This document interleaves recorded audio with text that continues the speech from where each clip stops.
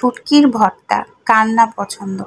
আর এই শুটকি যদি চিংড়ি অথবা চ্যাপা হয় তাহলে তো আসলে মুখে লেগে থাকার মতো স্বাদ। আর তার উপরে ইলিশ লেজের ভর্তা। আজকে তিনটা ভর্তাই শেয়ার করব। বিসমিল্লাহির রহমানির রহিম। আসসালামু আলাইকুম। সবাই কেমন আছেন? আশা করি ভালো আছেন। আমি আল্লাহর রহমতে ভালো আছি।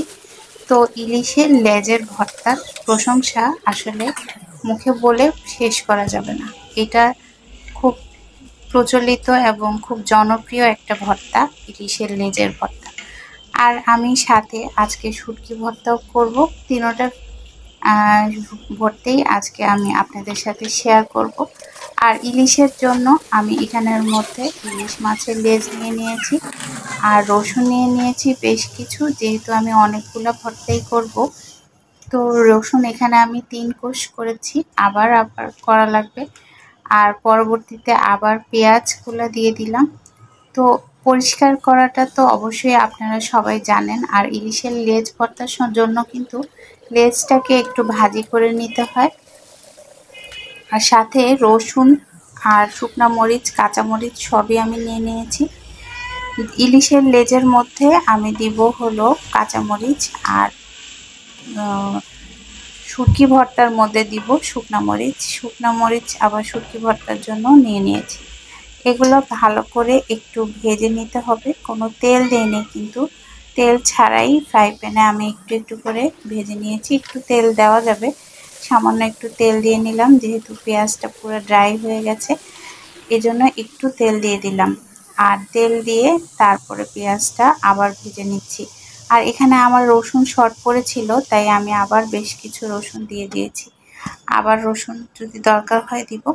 আর এখানে আমি কাচকি শুটকি নিয়েছি অনেকগুলা। কাচকি শুটকিটা একটু চিংড়ি শুটকিটা একটু গরম পানিতে ভিজিয়ে তারপরে পরিষ্কার করে নিচ্ছি। গরম পানি দিয়ে ধুয়ে নিলে এটা খুব ভালো পরিষ্কার হয়, আর ঠান্ডা পানি দিয়ে তো ধুবই। এরপরে আমি এই শুটকিগুলাকে একটু ভেজে নিচ্ছি। আপনারা অবশ্যই এই রেসিপিটার নাম শুনেছেন অনেক, তো অবশ্যই আমাকে কমেন্ট করে জানাবেন যে এটা আমি কিসের ভর্তা কীভাবে বানালাম। এই যে আমি খুব ভালো করে চিংড়ি শুটকিগুলা ভেজে নিচ্ছি। এখানে আমি 100 গ্রাম চিংড়ি শুটকির ভর্তা, 100 গ্রাম চিংড়ি শুটকি আমি একটু ভেজে নিব। এটা আমি রেখে দিব, এটা রেখে অনেক দিন পর্যন্ত খাওয়া যাবে, এই জন্য করে নিচ্ছি। আর এই যে একদম ভাজা, পুরপুরা ভাজা হয়ে গেলে তারপরে কিন্তু নামাবো। এরকম তেল, ডুবো তেলে যে ভাজতে হবে এমন কিছু না, আপনারা কম তেলেও ভাজতে পারেন। এখানে আমি একটু তেল বেশি নিয়েছি, আমার অনেকগুলো শুটকি ছিল, তো আমি দুইবার তিনবার করে করে ভেজে নিচ্ছি। এই যে দেখেন যা তেল দিয়েছি সব কিন্তু খেয়ে নিয়েছে চিংড়ি শুটকিগুলা।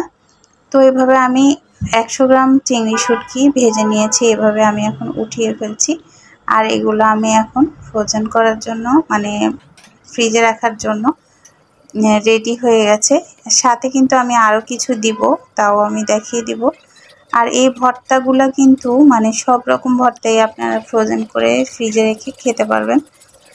আর এটার মধ্যে আমি দিব হলো, দেখতেই পাচ্ছেন, মরিচের গুঁড়া, লবণ, আর নিয়ে নিয়েছি একটু হলুদের গুঁড়া। একটু ভাজা ভাজা হয়ে গেলে, তেলের সাথে দিয়েছি কিন্তু একটু ভাজা ভাজা হয়ে গেলে আমি এখানের মধ্যে যে চিংড়ি শুটকিগুলো ভেজেছি ওগুলো দিয়ে দিব।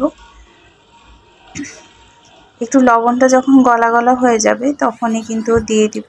আর দিয়ে দেখেন ঢেলে দিলে তারপরে একটু ভাজা ভাজা করে আমি নামিয়ে নিব। এখানের মধ্যে আমি এবার যে রসুনগুলো ভেজে নিয়েছিলাম, পেঁয়াজ বেরেস্তা করে নিয়েছিলাম, ওইগুলাও দিয়ে দিলাম। দিয়ে আমি এটা সাইড করে রেখে এখন চলে আসলাম ইলিশ মাছের ভর্তা করার জন্য। তো ইলিশ মাছের লেজের ভর্তাটা সবাই জানেন, খুবই জনপ্রিয় একটা ভর্তা। আর এটা খেতে কিন্তু অসাধারণ মজা। এই ভর্তাটা কিন্তু কাঁচামরিচ আর রসুন পেঁয়াজ দিয়ে খুবই মজা হয়। আর সাথে যদি ধনিয়া পাতা থাকে একটু ধনিয়া পাতা দিয়ে দিবেন।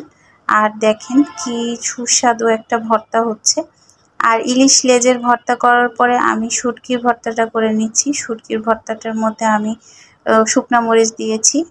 আর এই যে আমার এটা হলো ইলিশ লেজের ভর্তা, এটা শুটকির ভর্তা। আর এই যে চিংড়িটা দিয়ে এখন একটু খেয়ে নিব। চিংড়িটা কিন্তু আপনারা ফ্রিজে রেখে খেতে পারবেন। এছাড়াও আপনারা মরিচ, কাঁচা পেঁয়াজ দিয়ে মেখে এটা খেয়ে নিতে পারবেন। খুবই লোভনীয় একটা ভর্তা। আমি এখন আবার আমার খেতে মনে হচ্ছে। সবাই সাথে থাকবেন, অবশ্যই সুন্দর সুন্দর কমেন্ট করবেন, আমার ফেসবুক পেজটাও ভিজিট করে আসবেন, আর সাবস্ক্রাইব করে রাখবেন যেন নোটিফিকেশান আসার সাথে সাথে আপনারা খুঁজে পান। আল্লাহ হাফেজ, আসসালামু আলাইকুম।